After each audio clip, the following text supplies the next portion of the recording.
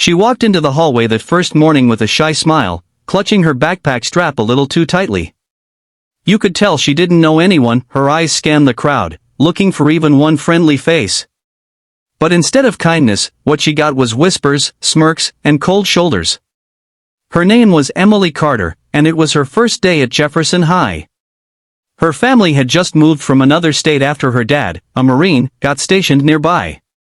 She'd spent the last few years training quietly in her hometown gym, racking up wins in the local boxing circuit, even earning a state championship title.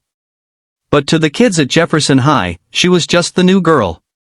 And new girls, they thought, were easy targets. Hey everyone, welcome back to your channel name, where we share real, powerful stories about courage, kindness, and standing up for what's right. If you believe that kindness still matters in today's world, hit that subscribe button, give this video a like, and tell us in the comments what kindness means to you. Now, let's get into this story, one that proves that strength and compassion can exist in the same heart. On her first day, Emily sat alone at lunch.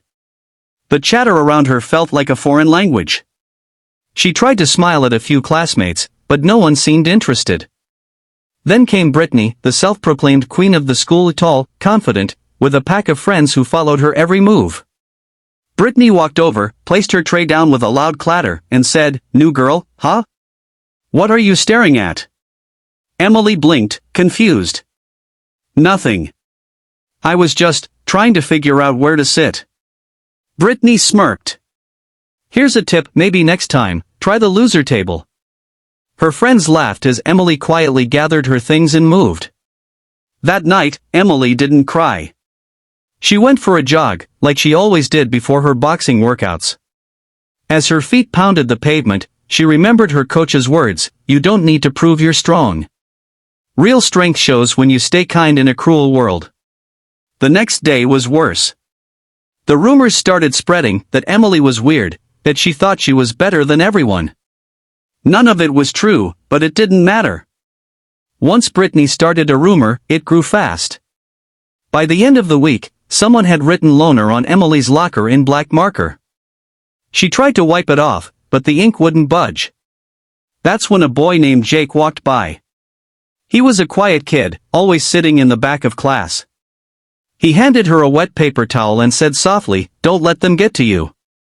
They're just bored." It was a small moment, but it meant the world. Someone had finally shown kindness. Emily smiled. "Thanks," she said. "I owe you one."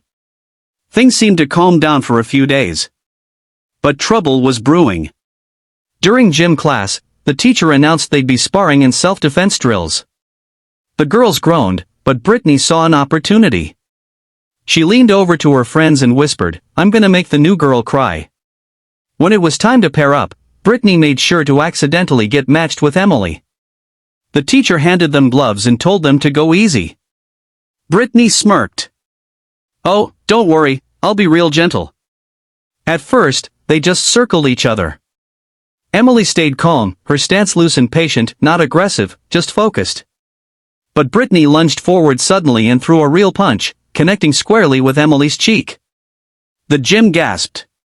Emily stumbled back, her eyes flashing in pain and disbelief. The teacher yelled for them to stop, but Brittany laughed. "Oops. Guess I don't know my own strength." The room fell silent. And then, slowly, Emily stood up straight. She looked Brittany right in the eye, not angry, not vengeful, just calm. "You shouldn't hit people," she said quietly. Brittany rolled her eyes. "What, you gonna cry?" Emily shook her head. "No. But I am gonna show you what control looks like." The teacher hesitated but allowed the match to continue under supervision. Emily lifted her gloves again, not to hurt, but to defend. Brittany swung wildly, sloppy and full of arrogance. Emily dodged every punch gracefully, barely moving her feet. The class watched in stunned silence. Then, in one clean, lightning-fast motion, Emily stepped in, tapped Brittany's gloves aside, and landed a light, perfect hook that stopped an inch from Brittany's face. The air felt electric. Emily didn't hit her. She chose not to. She stepped back, lowered her gloves, and said, "You're lucky I believe in kindness." Then she took off her gloves, handed them to the coach, and walked out of the gym. That afternoon, word spread like wildfire. "The new girl almost took Brittany's head off," someone said. "She's a boxer, like a real one," another added. By the end of the day, everyone knew Emily was a state boxing champion. But what they talked about even more wasn't her skill, it was the fact that she didn't fight back in anger. She could have embarrassed Brittany. She could have hurt her. But she chose not to. The next morning, Brittany was waiting by Emily's locker. She looked nervous and a little humbled. "Hey," she said quietly. "About yesterday. I'm sorry. I shouldn't have hit you." Emily looked at her for a long moment, then smiled gently. "Thanks for saying that." Brittany hesitated.